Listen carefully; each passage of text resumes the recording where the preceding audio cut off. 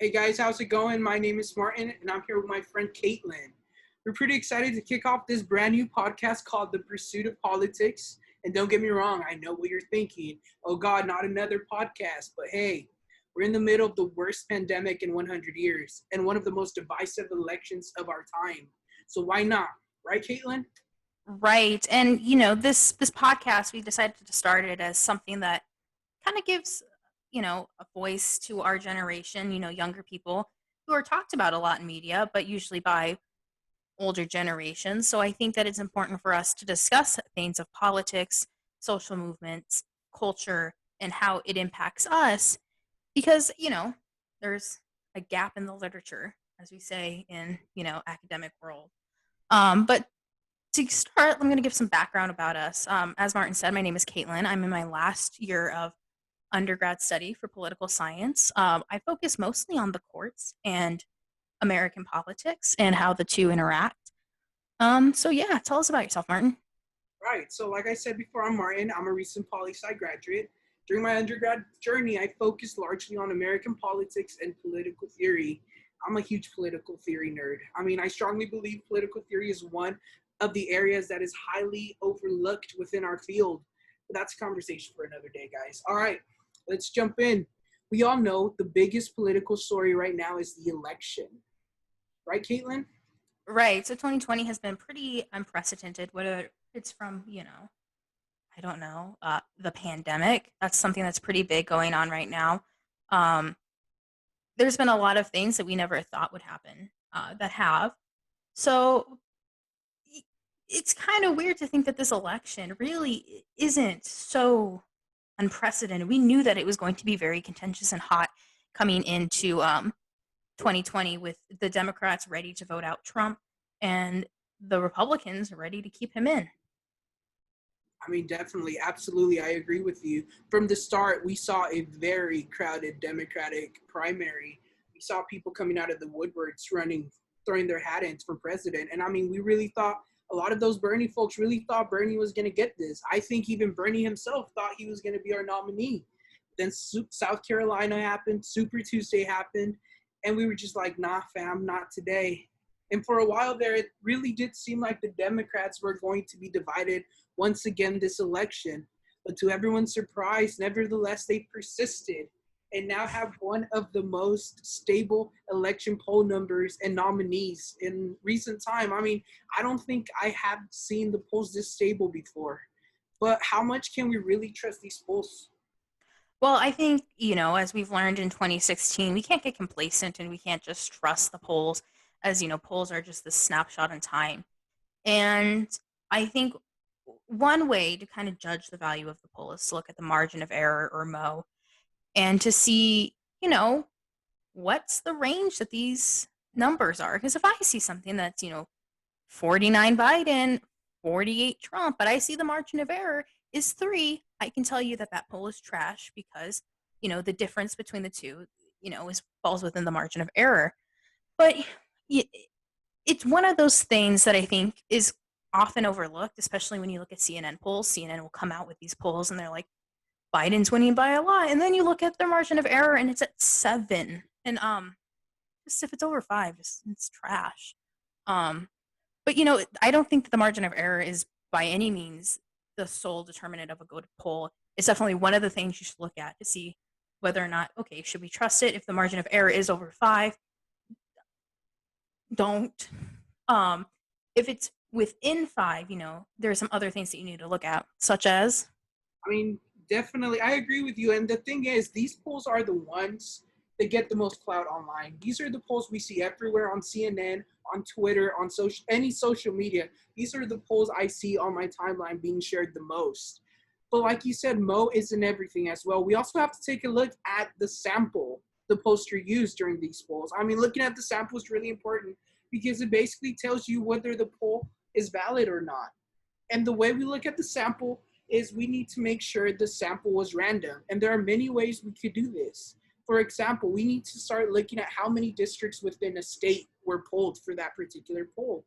If you have a state such as Texas, we know that there's a lot of conservative districts in Texas, but we also know that we're starting to see a large number of liberal districts pop up within the state. If you have a poll which focus only on conservative districts, then you know something's up with that poll because it's not representative of the state.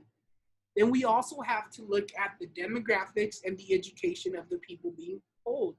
If you have a state where 60% of your demographic is Latino, and you have a poll with 1,000 people, and 700 of those 1,000 people are white Americans, then you know something's up with the validity of the poll, because once again, it's not representative of the whole. Lastly, we also need to look at whether or not a poll is partisan, or whether or not the poll takes into consideration people that have no party preference. All of these things combined give us a better picture of the accuracy and validity of a poll, and really give you a picture in time of what is going on in the election in that particular state. Right, and to give an example for that, if I asked Martin, does he like dogs? He could answer, yes, he loves dogs. But the next day, he could get attacked and ripped to shreds by a Chihuahua. Who knows? And his perception of dogs might change, and so that's another reason why polls, like he said, they're just a snapshot in time. Don't take it as the end all be all for everything. I think that that's really dangerous, and so you know look at them. If it makes you feel better, fine, but don't just see that, okay, great, I don't have to go out. No, go out, go vote for whoever you think is going to make the best decisions for you, for the country. And yeah, I mean, going off of that, we've seen drastic changes in this election cycle, right? From Trump getting COVID to RBG's passing. It's really hard to say that, one poll is going to be what the results are on election day. Definitely. And, I think that's a perfect transition for our next topic, which is ACB. As we all know, the second biggest American news story right now is our Kingdom of Heaven building Supreme Court nominee, Amy Coney Barrett. So as we all know, Amy Coney Barrett has been a controversial nominee from the start, as it was announced only, I want to say, 6 days after RBG passed away. And whether you like it or not, RBG was not only a liberal icon, she was also an American icon. And I think she definitely mobilized a lot of people. We've seen the polls. We've seen them come out. We've seen 74% of Americans are not comfortable with Trump picking their nominee because we are in the middle of an election. And we also have to take into consideration the McConnell rule that has been around since 2016, in which he basically said a sitting president cannot nominate anyone to the Supreme Court during an election year. And we have seen Republicans this year pull back on that. We have seen them say, no, you know what? This could happen. This is happening. We're nominating her. We're pushing her through, and that's that. I think there's a lot at stake here. I think we are already very divided, and this is only going to make matters worse. What do you think, Caitlin? I mean, I agree. There's a lot on the line for both sides. Let's start off with the Democrats, what they're facing. They're facing a 6-3 majority on the Supreme Court, and that's bad in and of itself. But when you look at the judiciary as a whole and you realize that Trump has taken the judiciary in a far more conservative way, you even think of, say, the Ninth Circuit, which, has been demonized in media, especially right-wing media, as this liberal haven. It's not anymore. It's moved to center, if not moved conservative. So that's on the line for the Democrats. And in addition to that, we look at the current composition of the courts, and you have 3 liberals, and one of those liberals is only 2 years younger than RBG. So we're looking at the fact that we might have, if Trump is reelected, he's putting a 4th member onto the Supreme Court, which is huge. And now let's switch to why it's conservative, because that ties into it, right? They want the supermajority on the Supreme Court, so that way any conservative, case that comes up, they're fairly certain that it's going to go their way, whether it's abortion rights, LGBT rights, voting rights. I don't know. We've seen a lot of that come up recently.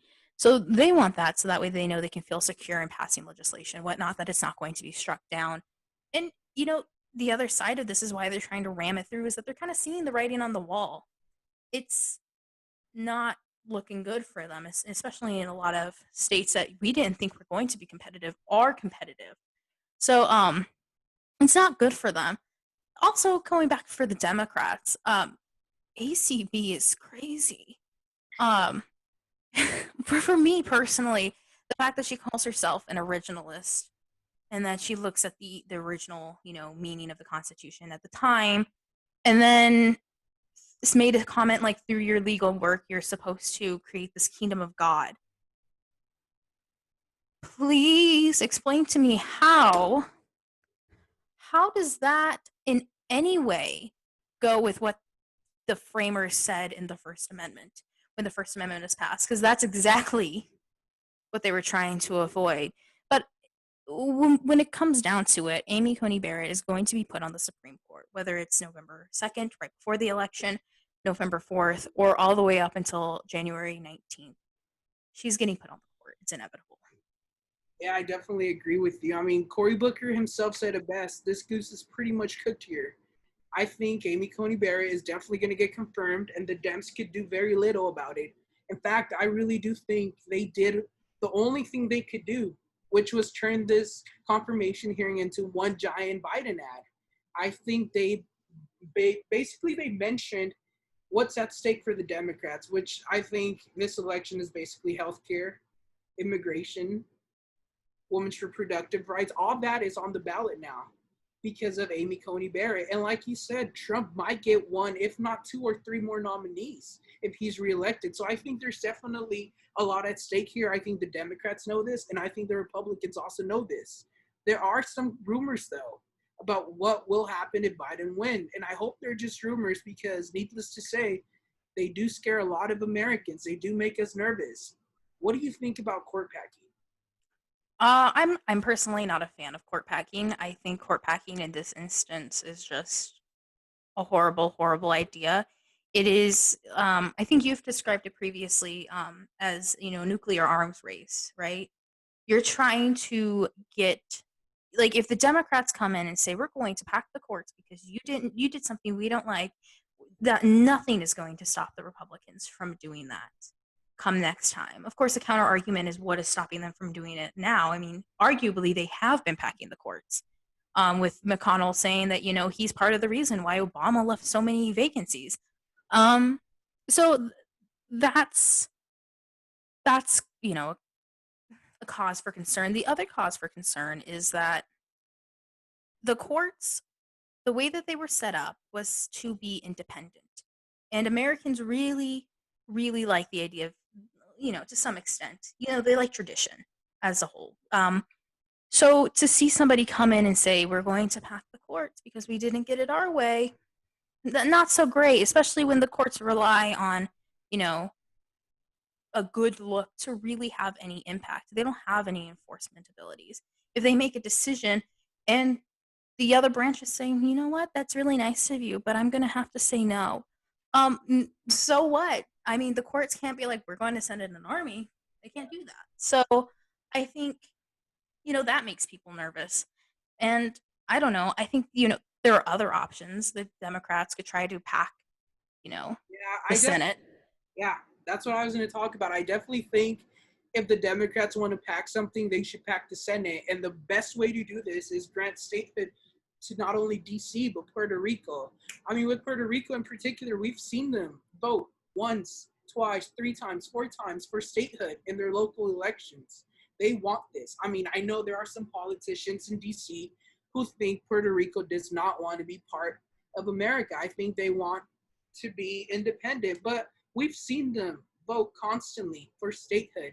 If the Democrats really want to pack something, I think they should pack the Senate. If they give D.C. statehood, if they give Puerto Rico statehood, I think we're going to have 4 new Democratic senators. And that's going to help the Democrats take hold of the Senate for a longer time.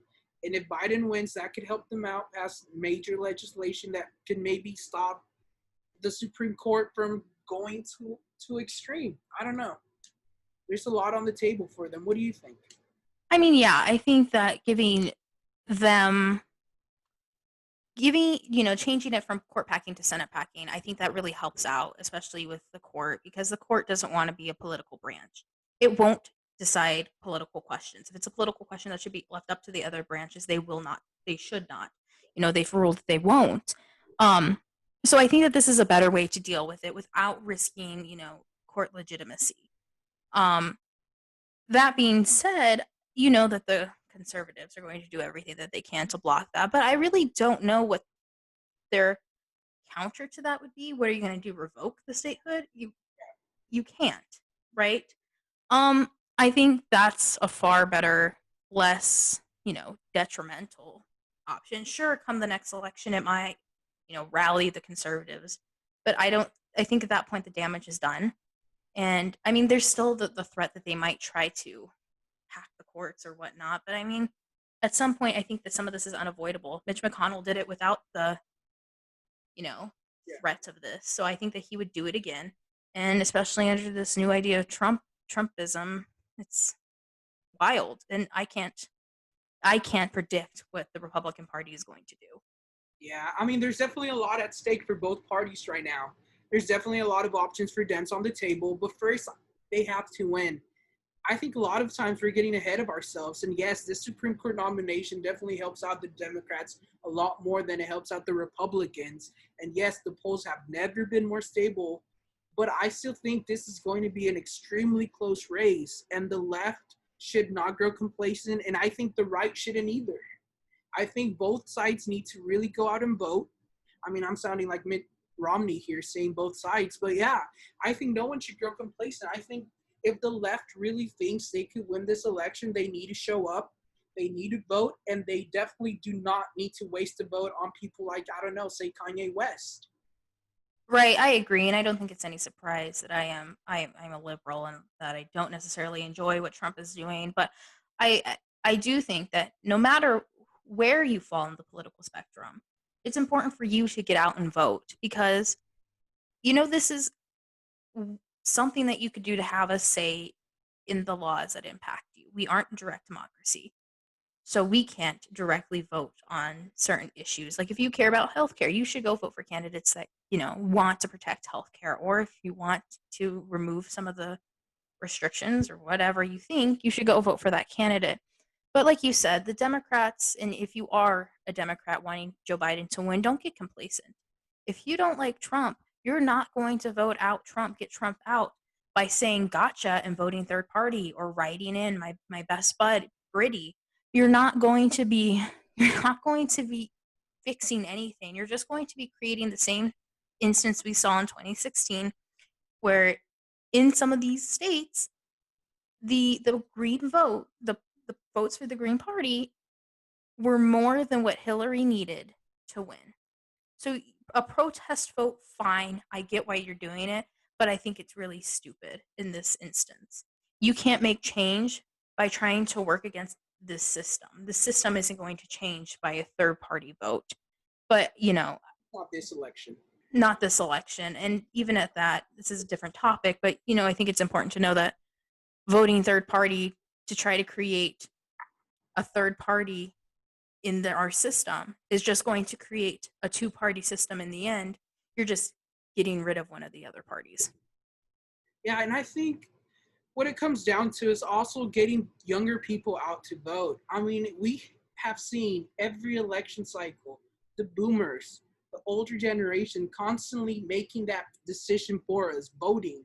And we always have younger people complaining, why am I not being represented by the person I want to be represented by? Why did my person not win? And then you ask them, well, did you vote?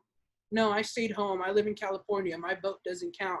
And yes, I agree. Your vote might not count as much in California as it does in, I don't know, Michigan or Wisconsin. But still, we have so much at stake during our elections. We have the assembly going up for election. We have the Senate. We have local government. We have city councils. We have the federal government. And everything matters. Everything connects. Everything is one huge circle that we need to participate in. This is basically what our podcast is about, getting younger people to know that it's okay to have a voice, that it's okay to use that voice, it's okay to go vote.